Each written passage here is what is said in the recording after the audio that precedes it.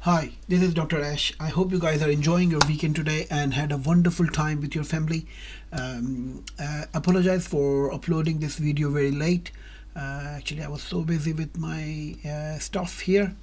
Um, as usual, my topic today is again very interesting and it's something which we need to talk about it uh, because most of the time people make the decision which is not informed and then they face the consequences. So I thought I should come forward because I have experienced that myself. I have seen many doctors who came to me after performing all this exercise. They said this is what happened to us. So the topic is leaving United Kingdom after training. So most of the doctors now, whoever is in this country, I think the most doctors we have are actually a large proportion is international medical graduates from India, Pakistan, from South Africa, you name it, Egypt, Iraq. So there is always a thought in our mind as soon as we come to this country, we say, oh, one day I will go back. As soon as I finish my training, I will go back to my country or to Saudi Arabia, to Middle East. And then it's still when I talk to my senior consultants colleagues, they still have that kind of wish that they want to go and live somewhere else and want to live United Kingdom. So I thought I should share my thoughts on this particular topic. That what we should do as soon as you finish the training and you got the qualification, whether it's been FRCS or FRChem, should you leave the country or should you stay here? So very complicated, isn't it? And let me tell you that this is not one person specific. So everyone has his own life, everyone has his own background, everyone has his own personal commitments. So they are allowed to take the decision based on their family circumstances. But this video is I'm just going to give a general outline what's going to happen to you when you leave United Kingdom after the training. What are the consequences? And is it good? Is it bad? Should we do it? Or if we are doing it, have we calculated everything? So that's the point. Now, let's classify how many types of doctor we have in the United Kingdom. I would broadly say that one group is basically the Muslim groups, the other one is the Christian groups, and the other one is the you can say that all other religion, including Hindus and atheists and so many other people. They live in harmony here. They get all the rights. They love. They progress. They buy properties. They do businesses and they progress. Now, as soon as you finish the training, there is some constraint. There's something inside in your mind. This is bothering you that okay, oh, this is not my country, and oh, I'm living here, and let's make some, let's move to Middle East. So there's a group of the people who are actually more religious and they're Muslim, or they want to go to a Middle Eastern country, and like Saudi Arabia, Middle East, UAE, Gulf countries. And because of the lifestyle, because of the sunny weather, because of the financial perks they get. So this is one group. There's another group who are basically Britishers or Christians. They prefer to go back to a country where the Christianity is, practiced more, and they feel more comfortable in that environment. So as soon as they finish the training, they try to go to Australia, they go to New Zealand, or they go to Canada. Now, again, there are so many reasons behind that why they do that. So because of again the lifestyle, again they think that when they will go there will be good salaries, there will be less tax, there will be sunny weather, or there are all those things, which is not bad. There is another group which is very small number who are actually they have their personal problems.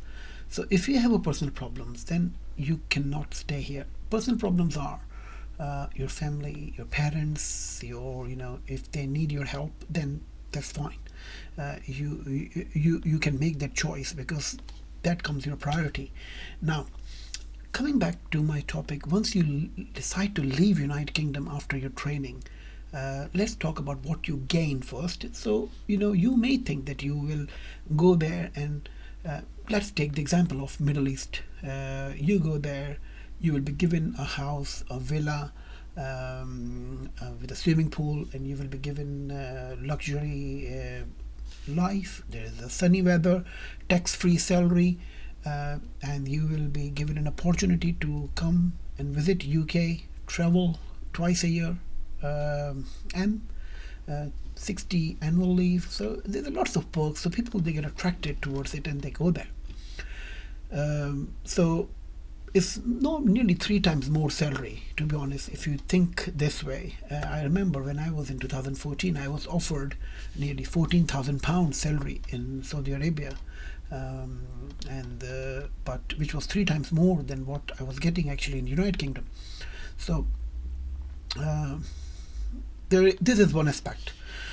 Now, the other aspect is religious mindset. There's some people feel that they're not getting that kind of religious autonomy, which is completely wrong, because I have been living in UK for so long, and everyone has a right to practice whatever they want, as long as you don't harm anyone. You can live a normal, happy, healthy, independent life. So this is what this is the reason why they make this choice. So these are the profits and benefits of getting all those things in a place. Now, what actually you lose as soon as you qualify in the UK, it's like, once you get an FCPS in Pakistan, or you get your post-graduation degree in Pakistan or in your country, you're not actually a consultant. Let me put this very clear in your mind, that once you finish your training, you get an FR Chem, you are not actually a real consultant. You are just actually day one consultant who need to learn lots of things, which you will actually miss them once you leave United Kingdom. And those experience as a post certification experience is very much counted there. So you can miss that part. Plus, the progress curve is actually very, very good in UK. Once you are qualified for Chem, I've seen within 1 or 2 years time, the people, if they're bright, they do become leads, clinical leads, directors, medical directors, and they do a lot of quality improvements. So their CV, they can continuously, they go and upgrade. There is a financial aspect of that as well. It's up to you how you play the game. You can actually make a very good amount of money while you are in the United Kingdom. Let me tell you that I have done that so many times. One day I will share that how much money you can make as a consultant in UK. It can be actually much more than you are making in Saudi Arabia or Middle East. It's just you need to put your mind in a place and use that. So that's one thing. So you actually miss that post certification experience. When you're a registrar, you don't come across bad management and executives, and you don't deal with policies, you don't deal with SOPs, you don't deal with anything. So you are just a fresh registrar. As soon as you qualify, you go there. Now, I have seen doctors who went to 13-14 of my friends, they just left UK after their training. So as soon as they get there, there are 150 consultants in the departments, in the hospitals, which I know in Middle East, Qatar, and all those places where they go.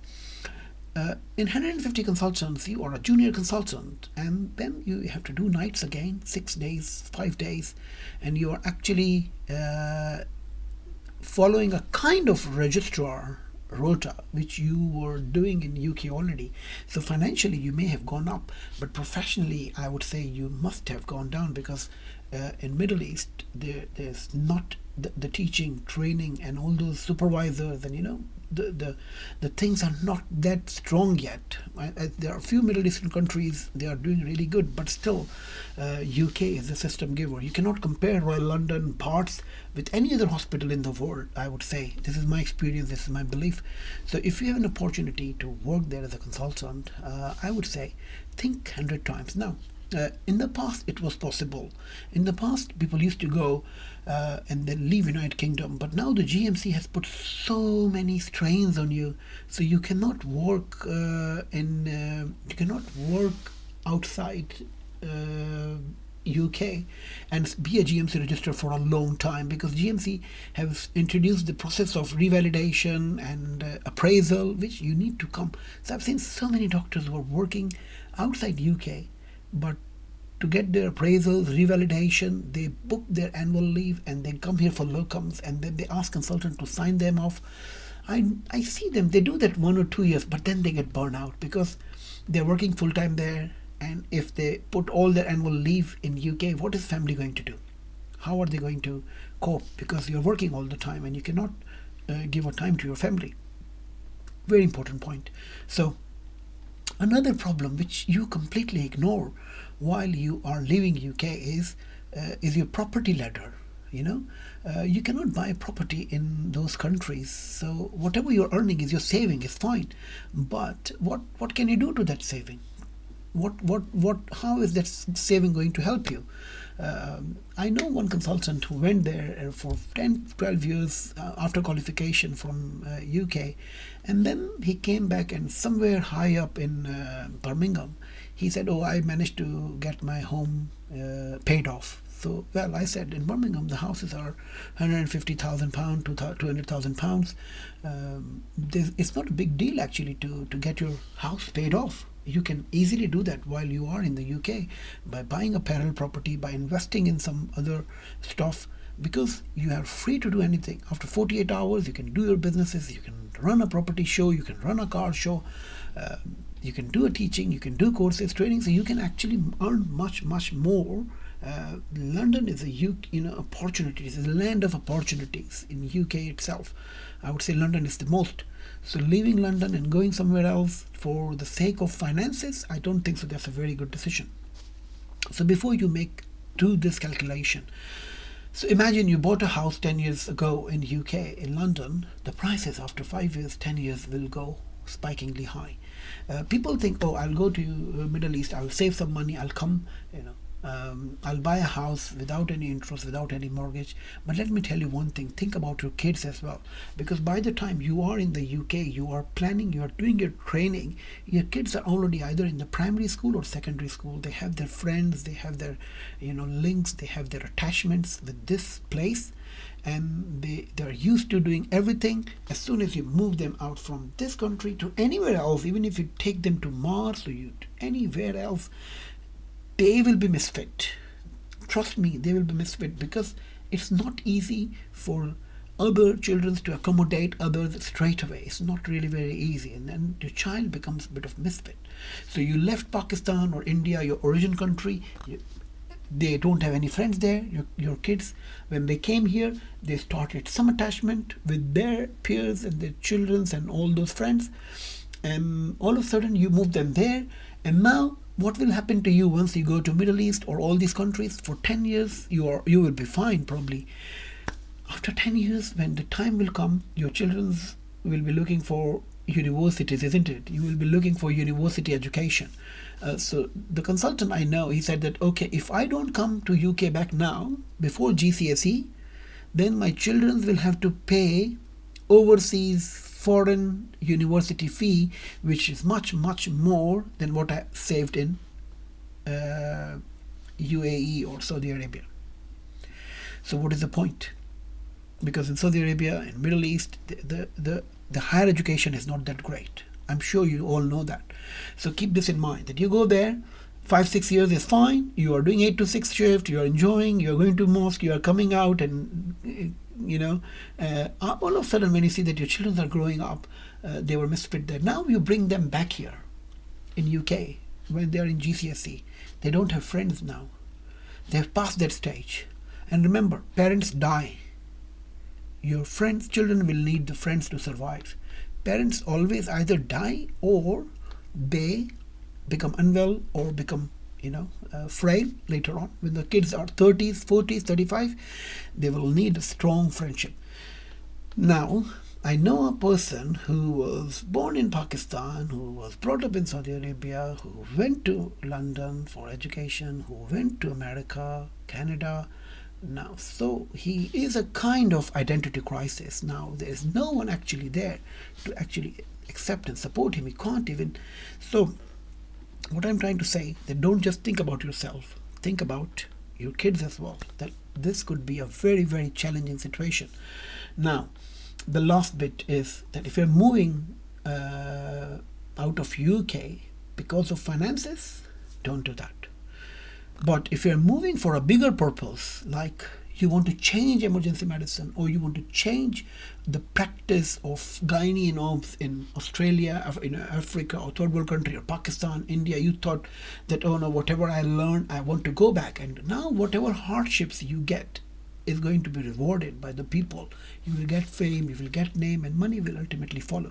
Because there are hundreds and thousands of consultants working in UK. If you leave UK will survive. But if you're going and serving Bangladesh, India, Pakistan, that's absolutely fine.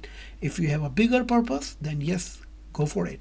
But if you're just moving for finances and this, look, grass will look green other side. But when you actually go there, you will find out that you don't have that freedom of making videos, your social, you have to learn languages, you can't speak Arabic, then you will be underrated, there will be always someone above you. These are the challenges you will face. So I had this calculation myself. I did it so many times. I had so many offers from all the major countries. I always say to them, I love you, I respect you, I will teach and train your doctors, but I cannot take a job as a permanent faculty with you. It's not because I don't like you, it's because my own satisfaction, it's just because of my own freedom, it's just because of my what you call 360-degree personality I can enjoy here.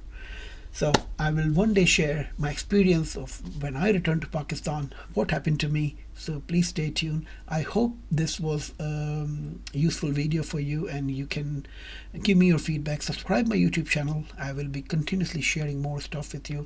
Thank you very much, and wish you all the best. Dr. Ash from London.